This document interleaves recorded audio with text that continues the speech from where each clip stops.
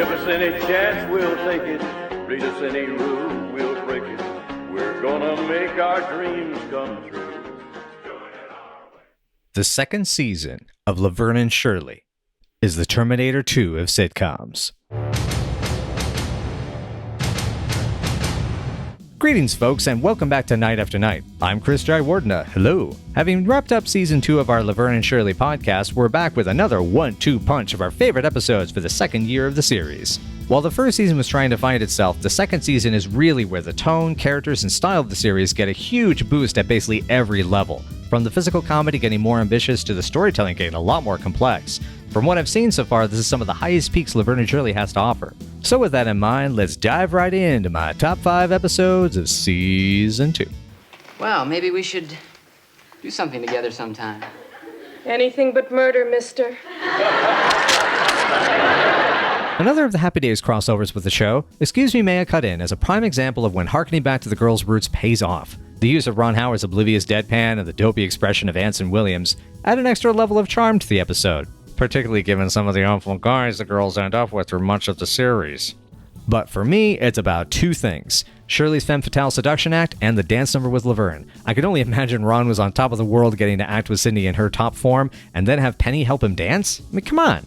The choreography, which we suspect was likely done by Yeti Mecca, aka Carmine, aka I swear I will like this character by the end of Season 3, is a great blast from the past. And as a filmmaker, I really appreciated its use of technique, especially the moving camera and wide shots to show off the legwork. Just fluidity. It's nice. It's good. It's kung fu movie. I love it. One other important facet of the episode is that it's one of the few stories where the girls end up on top. A lot of times, Laverne and Shirley struggle against the world only to fail, sometimes for frustrating lessons that the writers or producers are trying to slam into your brain. Yet here, not only do they get away with their sneaky plan, the boys that they wrangle into it are kind of aware of what's going on, and they seem pretty okay with it. At the end, everything comes up Millhouse. Oh, going to the Shea Fister, huh? Well, you two must have corralled a couple of real big spenders. What's wrong with them?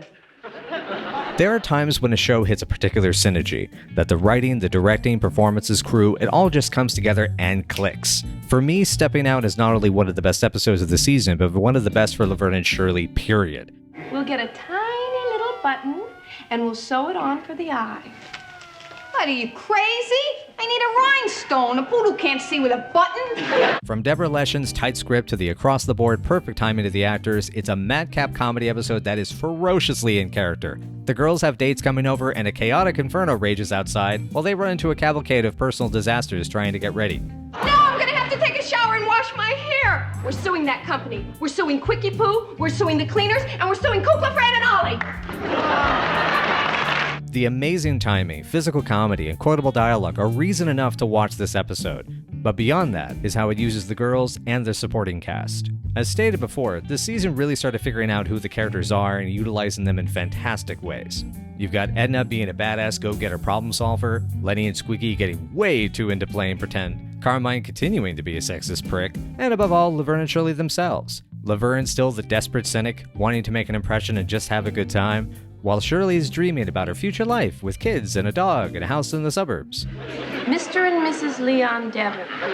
Shirley Feeney Devon. Mrs. Shirley Devon. Little baby Todd Devon. Toddy boy. One thing that's underappreciated to me about this episode is how it shows the disconnect we often have in our lives. What's important to us and what's important to others can be totally different. In some respects, I honestly kind of feel like the splashy conclusion to the episode is almost karmic, as the girls focus on themselves to the point that they treat the fire outside as a nuisance rather than a serious and dangerous problem. But in the end, things work out, everybody's okay, and it has the feeling of one of those crazy times in your life. But you're alright and have a story to share afterwards. It's peak sitcom and amazing screwball comedy. I solemnly swear that I will never tell another living soul that I went out on a date with Lenny and Squiggy. Now this one here is another episode that my co-host Lisa hyped up for me as we went through the first season. And in fact, when it came time to watch it for the podcast, she insisted that since we were doing things sequentially episode by episode, we binged through 8 episodes in a single night just because she wanted to watch it right away. And it still exceeded my expectations. To start, I absolutely love how it begins with Squeaky and Lenny, rather than Laverne and Shirley, as it adds a wonderful dramatic touch and a how the other half lives perspective. And now seeing this glimpse into their world, it makes a lot more sense that ABC tried to make a spin-off Lenny and Squeaky show. It didn't pan out, but here we get a look at what it could have felt like. We would love to go out with these two cuties tonight, huh? They are so. They happen to be real hunks, big spenders, and they even got their own truck. Then comes the initial setup where the girls try to help out the poor, heartbroken Squeaky after he gets stood up and dumped rather drastically over the phone. What follows is a culture clash of the working class whining and dining alongside snooty people with so-called class. Excuse me. How do you say meatloaf in French? You don't. In season 1, it was clear that Lenny and Squeaky were dopey, scheming greasers that the girls kind of put up with. A whole season later, and the dynamics of Shirley and Squeaky, along with Lane and Laverne, have grown immensely. They're more familiar with each other, comfortable, which again lets the characters be funny in ways that complement the scenarios they're presented with. Why do you bring pocket tools to a fancy restaurant? My shop teacher told me never go nowhere without your pocket tools. You never know when you're gonna get locked into a pay toilet. As with the original High Neighbor episode, David Lander and Michael McKean write a showcase, both for their talents and the talents of Penny and Cindy. From what we know, behind the scenes, these two guys work just as hard as the rest of the writing staff while also being in the show themselves. Together, they've crafted another classic Laverne and Shirley episode, with a satisfyingly cathartic ending, and probably my favorite, although incredibly wrong, line of dialogue in the entire season. Yeah, how about the Godzilla Film Festival? 18 straight hours of monsters in Toho scope. What did you, do on your honeymoon? Why do most people do on their honeymoon?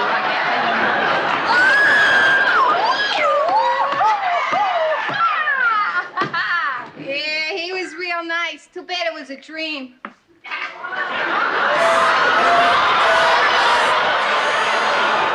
As I've said in the past, I love screwball comedy, but the formulaic crap that permeates situational comedy is something I just can't get into. Thankfully, there's episodes like Look Before You Leap that blow it out of the freaking water by doing something surprisingly bold. Once more, it's a character-driven affair. This time, Laverne gets a pregnancy scare and we watch as her friends and family react to the situation. While still having a breeziness when it decides to be funny, this episode is all about heart. Has Laverne told her father yet? No. I guess we're not handling this too well, are we? No. Now, I'd rather Lisa take the lead on why this episode's so good, if I'm being perfectly honest, but there's some things I want to make sure is mentioned. Firstly, the episode is crafted and just really well threaded together. While the dumbwaiter mineshaft opening can be seen as a silly gag, it also sets up the idea that this episode is about the real-world consequences of growing up. I don't know whose idea it was, but I like the touch that it's Lenny coming to Squeaky's rescue, which in some respects is what he feels like he's doing later by proposing during the showstopper midpoint. Maybe you ought to sit down, huh, Laverne? Len, I can make it the rest of the way.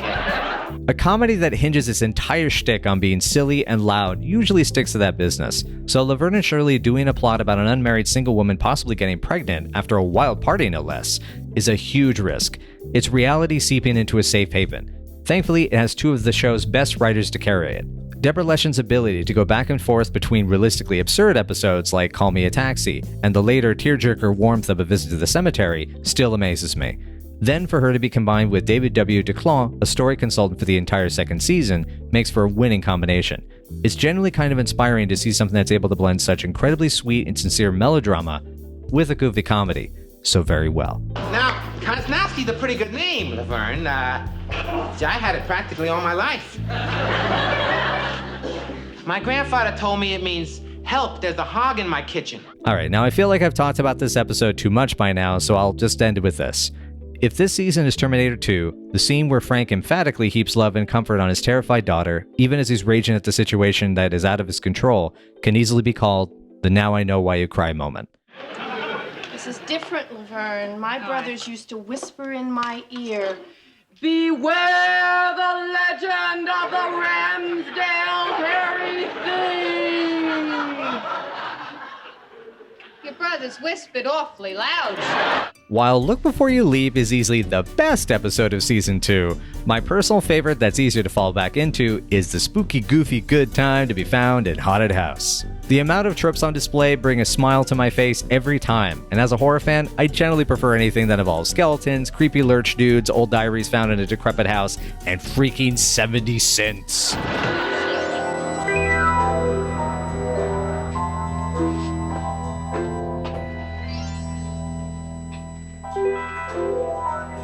Also, I think The Matrix referenced this episode, and by law, I am now required to love it. So here's a quick synopsis. When the girls' couch starts totally falling apart on them, Carmine gives a tip about a place that's going to be demolished soon, selling all the furniture real cheap. With Lenny and Squeaky in tow, the girls head out, despite Shirley's brother's warning about hairy things. In a few minutes, it practically becomes a Scooby-Doo episode. Despite my disdain for that show's own formulaic bullshit, that's actually a good thing. Look at this place. It looks just like the haunted house we saw in that picture last night. The Devil's Bungalow. I love that part where John Carradine got eaten by the living linoleum. With the usual cliches lovingly featured, locked in the house, a diminishing cast, secret passages, a secret plot to scare people away, and the found diary, the cast and crew have a blast putting this show on, with the costumes and set design being authentically B-movie. Although, perhaps more hillbillies in a haunted house than, say, Frankenstein Must Be Destroyed.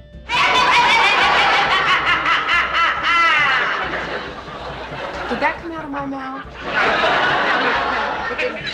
That come out of you, Squick? Are we home yet? This is definitely something of an unexpected choice, even for me to put on top of my top 5 for season 2. But given I know what's coming in the next 2 years of the show, which is going to get a little interesting around season 4, I wanted to go into this not taking things too seriously and holding on to the things that make me happiest about this show. It just felt like the honest option. You know, instead of the option where you're lazy and lie about needing a wheelchair.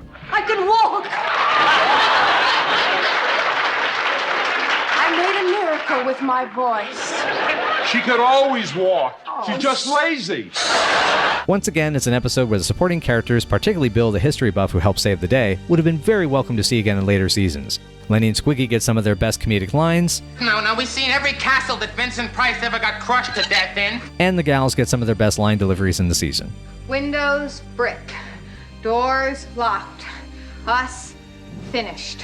At the end of the day, like all sitcoms, its changes are impermanent, and the terrors of the night crawl back into their tombs before dawn. Everything works out, and life goes back to normal, albeit they're a little more ready for the inevitable zombie apocalypse, thanks to Laverne's new, shiny suit of armor. You put an L on it already? When am I gonna get to wear it? Well, I saw first. Need a little oil. I started this video with a facetious remark that the second season is akin to Terminator 2, but it's something I still stand by. Car chase? Check. An absentee father figure? Check. Posing as someone else to infiltrate a secure location? Check. Wearing a human man's clothes as a disguise? Check. Surprise alliance change? Check. Set piece that takes place in a hospital? Check. At the end of a season packed full of laughs, touching moments, great characters, and the absolute delight of 23 episodes of good TV, I'm very happy to say I am now a fan of Laverne and Shirley. As of this recording, I've only watched the first 4 seasons, so I understand that things are coming in the future. Season 8. But for now, I'm going to enjoy the ride as long as I can, and that's my top 5 for season 2. What do you think of the list? Agree? Disagree? Let us know. And if you dug the video, smash that like button and subscribe to us on YouTube for more Laverne and Shirley silliness. It'd make our day. Lots of love from us at Night After Night, and we'll see you next time.